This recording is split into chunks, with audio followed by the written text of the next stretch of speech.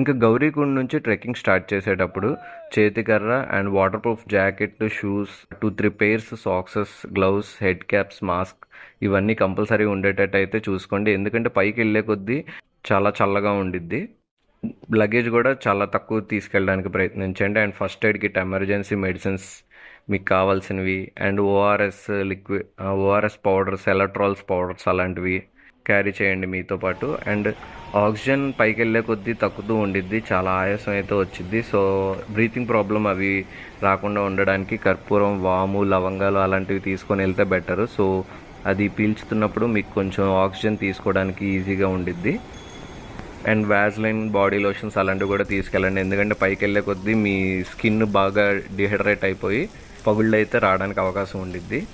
And ఇప్పటికీ సగం దూరం అయితే వచ్చేసాం. ఇక్కడ నుంచి ఇంకా చాలా దూరం ఉంది.